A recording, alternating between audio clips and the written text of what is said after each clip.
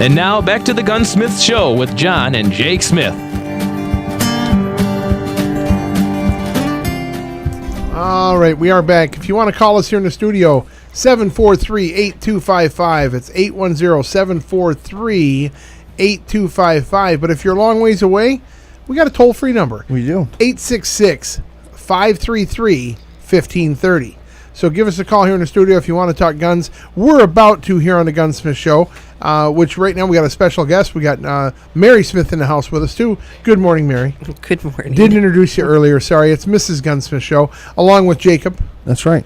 And that is right. That is your name. I checked. I'm glad you got my name right today. Yeah. Okay, Jason. That's a personal joke. But anyways, and I am Jonathan Smith. This is the Gunsmith Show. And we are talking about a pretty cool gun right now from the Kel-Tec company. That's right. Now, Kel-Tec came out a long time ago with a very, very small, the P3AT, the little tiny 32 caliber guns that were so tiny. I looked at it and I looked like Will Smith with the noisy cricket. And I thought, no, that's not my style gun. But I know a lot of my friends carried them and they enjoyed them. And since then, we've had several Kel-Tecs and we've enjoyed shooting every one of them. And I've come to like them as a gun company. They're very innovative. Some of their guns are in such high demand that you have to put orders in for them and literally wait 6 to 10 months waiting for these handguns to get in your hands because they're in such high demand. So this is a different one, though. This one is a complete different story. Now, Jacob, tell us about the PLR series from Kel-Tec. Well, let me just say it really quickly. It's kind of in a nutshell. Okay. The PLRs are basically the handgun versions of their SU series of rifles. Which makes no sense to people that don't know Kel-Tecs. Exactly. All right. The SU series of Kel-Tec rifles are their version of an AR-15. Well put. I'll say it like that. It actually holds the same magazine. They take AR-15 magazines. They fire the same cartridge. But it's they look different because they're built on the simpler Kel-Tec platform. Not that it's simpler, but that it operates. It's more user friendly. It's a very simple gun to use. It actually looks, with the gas tube over top of the barrel, it actually looks a little bit more like an AK as opposed to an AR platform. Right. So it's kind of the best of both worlds. It's an interesting pistol, and being that the pistol it's still a pistol. This thing is just not very big. It's only, about 14 inches long? 18. 18? Is it really the whole thing? It's a small picture on your paper there. Well, I know, but it's only like 3 inches. I've seen them, and this thing's 2.25 inches long. No, but I mean, this is another rare one. You don't see many of these. Well, the first one we're going to talk about is the PLR 22. Okay. And if the name doesn't give it away, it shoots 22s. Okay. Usually they do when they're called 22s, except for that Glock 22. Well.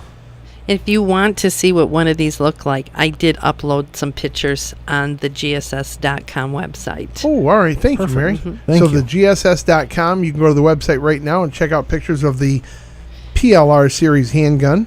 I call those Men in Black guns because they don't look like a traditional handgun. It looks like something Men in Black would use. There you go. Like you said, the small cricket. The noisy cricket. Noisy cricket. Well, this is a pretty interesting piece. Now, I could see this for varmint hunting. I could see it for some silhouette shooting and for target shooting. It'd be a lot of fun. I could see this gun with a bipod very easily. Well, it's got a steel bolt, yet it's still a polymer receiver. Interesting. So it keeps it very light. It's a polymer mix, or how do they make these? No, this one's the 22. It's a polymer. It's a complete polymer. Okay.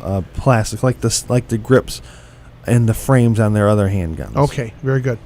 Which are tough. Yep. The top of the receiver has a full-length Picatinny rail. Yes, it does. These models that are in 22 caliber come with a 26-round magazine. Really? Yep. Standard. And because of the design, some of you are familiar with the Atchison 22 conversions for AR-15s. Oh, yes. It's a conversion kit. Well, these will take any of the Atchison 22 magazines. That's a neat thing about Kel-Tec is they always make their guns compatible. Right. They make them be able to use other guns' magazines because magazine construction and cost is it can be quite a deterrent to a gun. Oh, absolutely. That's a lot of the guys that have HK handguns only have one magazine because it came with one. A-bolts. Yeah, Browning A-bolts. When you're spending $65 on a Box magazine, yeah, it can be detrimental to your health, safety, and welfare when you come home with one of those and the wife catches you. Next thing you know, you got flying coffee mugs. Well, now, so it takes any of those in the magazines, which means you can get the 5, the 10, or the 26 round, and I'm sure they make larger than that if you want them. This does look like a fun gun, though. It only weighs 2.8 pounds. That's pretty nice for a 22 pistol. Yep. And it has a 10-inch barrel. Now, because it's the 22, it only has an MSRP of about $390. So that's the manufacturer's suggested retail price Yep. of under $400, and quite a pistol. With the full Picatinny rail, I could see either optics or a red dot style optic, or possibly maybe a pistol scope. Oh, yeah. Something not too much power, because It's only a 22. 10-inch barrel, that'd be a great little squirrel gun.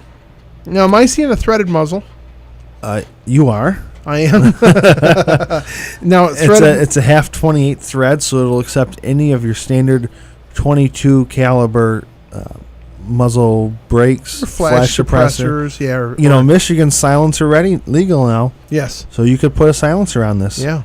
Well, that would be it'd be a fun little, like a groundhog I gun wonder is what it'd be. how many people, after the silencer hype, have put silencers on guns that were ported and didn't even realize it. Ported? Yeah. You never know. I don't. It's. That's kind of like counteracting. I think most people. You've got 4 holes in the top of your barrel, but yet you screwed a silencer on it. I would imagine, Jacob, that if you've got enough money, time, and expertise to apply and get and purchase a silencer, You would have realized you that. would probably not put it on to a gun that had ported barrel. I hope not. But anyways, it's All right. interesting concept. So If you want to throw away $700, let me know and I'll help you. All right. Next is the PLR16. okay, what's this one? This is the same style, but it's in 223 There you 5.56. go. Okay. They have a 9-inch barrel, and unloaded they only weigh 3.4 pounds. So a little bit more beef behind the, or in and around the action. That's right. Now any AR-15 magazine will fit into this gun. Okay. Now, something a little different though. Your standard AR handguns are going to have the buffer tube behind it for the recoil buffer Right. and the spring. Right. Well, this one doesn't have that, and the reason why is that it's not the same action as your standard AR-15s. Okay. What's the action type? It's called the Johnson Stoner breech locking system. Okay. This is the original Eugene Stoner design, which was used in the AR-180s. Yes. Yes.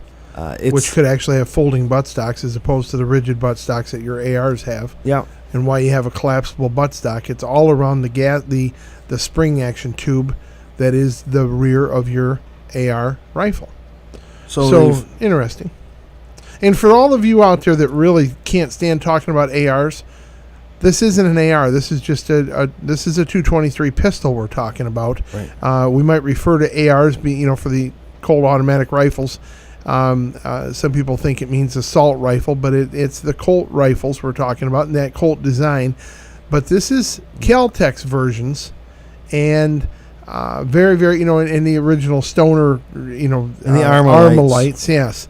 So, so what this is actually, so it's the AR-180 platform they've used to basically build this handgun. but they did it with, like Kel-Tec always does, with a plastic mix. So what have they done special about the plastic in this gun? I'll call it plastic, but it's they call it high impact glass fiber reinforced polymer. I like the way they describe that. That's a long way of saying Wow, it fiberglass sounds reinforced fancy. plastic.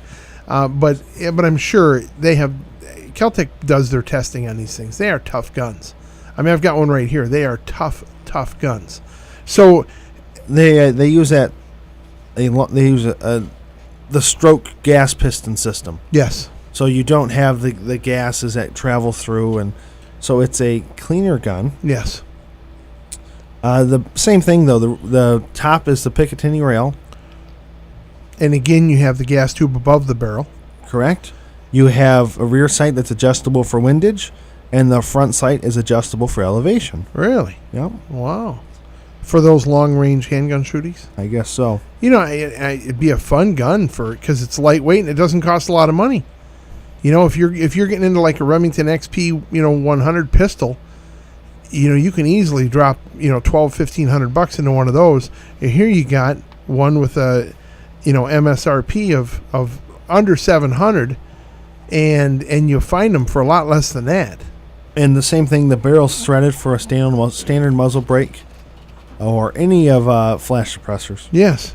Now, except for the barrel, the bolt, the sights, and the mechanism, the rest of it's entirely the polymer fiberglass. One more time. High impact glass fibered reinforced polymer. That's right. That's a long way of saying that, I tell you. Oh, you didn't know that? You didn't? Duh. It's high impact glass fiber reinforced polymer. Well, I wouldn't think they'd make it out of Jello. Do they make it? Do you have anything in low impact fiberglass? I want it to break when it falls. No, I just and they are tough guns though. Matter of fact, last weekend, the Saturday before Christmas, we swung through Williams, and I was going in. I wanted to see they had the SUB rifle in there in 40 cal, and I wanted to look at it. And as I walked up to the counter, the gentleman in front of me was signing the papers on it, and they were boxing it up, and I went, doggone it, I just wanted to see that gun one more time, because I've held it twice. That's the little 40 cal that holds Glock mags from Kel-Tec that actually folds up into a neat little, like, 13-inch long package. It is a nice little gun. Huh. So quite a nice one. With the PLR16, there's attachments. Like a vacuum cleaner? Is this like a Hoover? No. There's accessories to this. What kind of accessories? The first one is an attached forearm, forend, that has a full-length rail on the bottom of it. So right now, this gun only has a barrel, and above it is the gas tube. Okay. Very plain. You can buy the attachment, the forend of it, that gives it a plastic shroud around the barrel, so you can hold it. How would you hold the front of it? Unless you're just bipodding it. Gloves. Now, also, you can, of course, scope rings and a deflecting operator handle. This attaches to the side of the bolt. So it helps and deflect the shells the brass. Exactly. Well, you've seen the modifications to AR-15s that don't have the deflectors built into them, and how they do come back and catch you in the shoulder. Or at least with the deflectors on the side of the guns. A lot of people don't know what that is on the side of an AR-15, but that deflector is designed to kick that brass away from you so that it doesn't come back and hit you or hit the person standing directly behind you. This way you can get your buddy in the ear when you're standing next to him. Also, single-point slings are available for this as well. Well, it sounds like a fun little package, fun gun to have. And I would think for varmint hunting right here in mid-Michigan, that would be a great one. You could go out and sit in your deer blind and call coyotes in with this one. Absolutely. Because, you remember, you can use centerfire rifles down here to hunt coyotes with. And Lord knows that we have a lot of coyotes. And remember, I hear about it more and more all the time. Pig hunting.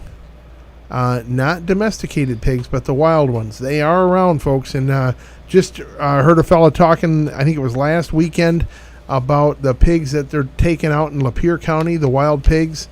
And as of right now, I don't believe there is a closed season on wild pigs. So is that correct, Jacob, to your knowledge? Correct. Pigs are basically open season. Very good. Well, I have yet to see them, and I have not seen a wild pig in the woods in Michigan yet. But I don't get out there as much as some of you. So if you got any stories about pig hunting and pigs in this area in mid-Michigan, let me know what you find. I'd like to hear something, maybe even on our Facebook page. All right, we got to go to commercial break. Jacob, take us away. All right, when we come back, we're going to talk about lots of other things. So stay tuned for more of The Gunsmith Show.